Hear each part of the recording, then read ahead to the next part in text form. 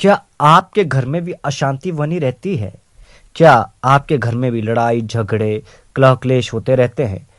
धन तो आता है मगर धन टिकता नहीं है और घर में एक प्रकार का नकारात्मक वातावरण बना रहता है। अगर आपके घर में ये सब चीजें होती है, अगर हो रही है, तो आपको चमत्कारिक जल का प्रयोग करना चाहिए, जिसके माध्यम से आपके घर से सारी नकारात्मक दोष व नकारात्मक ऊर्जा दूर हो जाती है।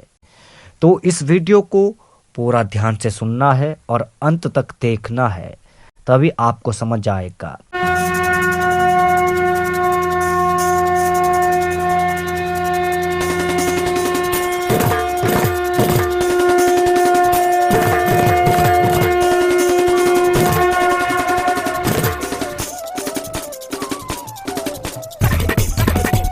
यह चैनल केवल उन साधकों के लिए है जो साधना के क्षेत्र में आगे बढ़ना चाहते हैं और हमारा एक ही उद्देश्य है कि भारतीय प्राचीनतम गूढ़ से गूढ़ विद्याओं के सही ज्ञान से साधकों को अवगत कराना है। नमो भगवती। मेरे प्रिय साधक और साधिकाओं, कैसे हो आप सब?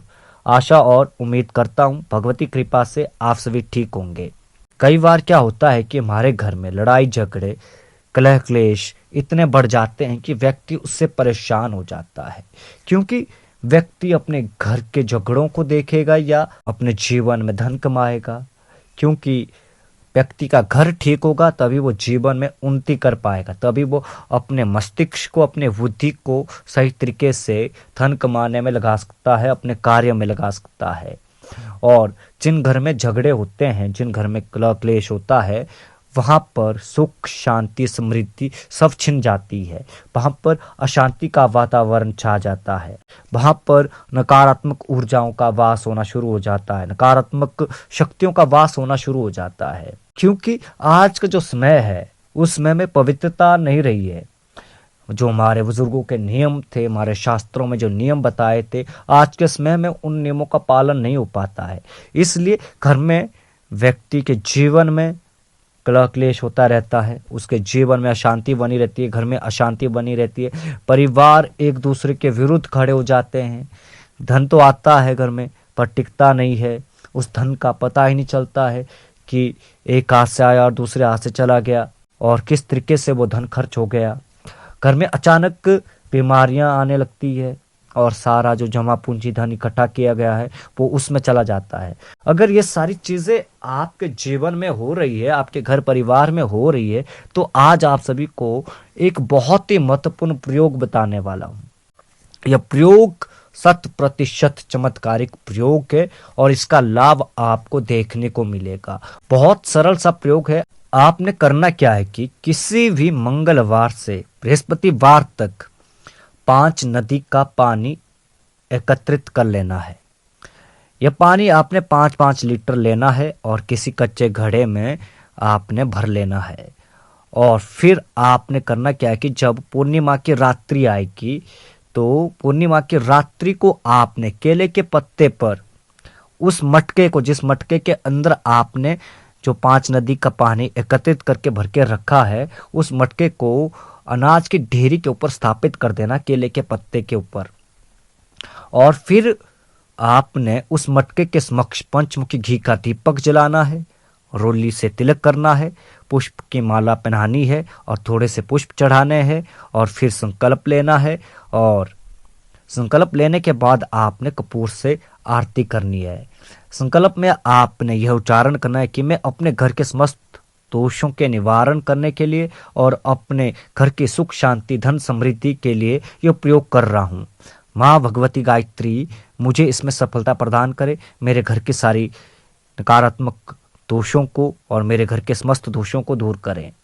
तो इतना संकल्प करने के बाद आपने उस मटके का पूजन कर लेना है। पूजन करने के बाद आपने फिर रुद्राक्ष की माला से मंत्र का जाप करना है और कम से कम 11 माला जाप करना है और दिशा आपकी पश्चिम रहेगी।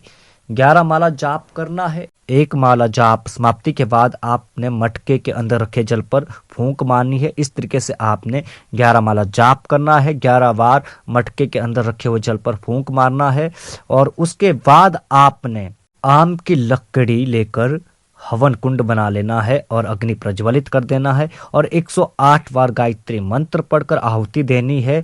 और आहुति देने के बाद आपने फिर उस मटके के अंदर रखे हुए जल का छिड़काव पूरे घर में कर लेना है। जैसे ही आप छिड़काव करेंगे तो आपके घर से वो सारी नकारात्मक ऊर्जा, वो समस्त दोष दूर हो जाएंगे।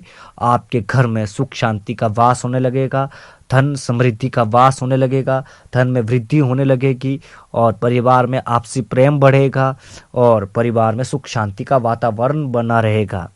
तो इतना कीजिए, बहुत आसान सी क्रिया है, आप इसको करके देखिए, क्योंकि ये एक ऐसी क्रिया है जिसके माध्यम से आप अपने जीवन से अपने घर की समस्याओं को दूर कर सकते हैं। गायत्री मंत्र सभी को आता है, तो मुश्किल से ज़्यादा समय नहीं लगेगा आपको इस क्रिया को करने में।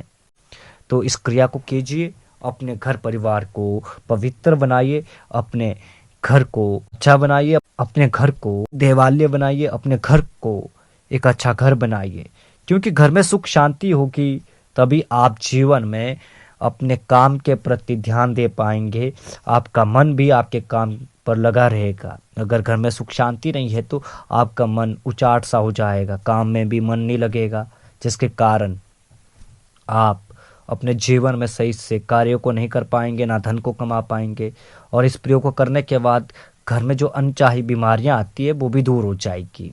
बहुत सरल सी क्रिया है, करके देखिए। जब आप करेंगे तभी आप सबको पता चलेगा कि कितनी महत्वपूर्ण क्रिया है। आज के लिए बस इतना ही, मिलते हैं एक नई वीडियो के साथ, एक नए प्रयोग के साथ। तब तक के लिए आप सभी को नमो भगवती।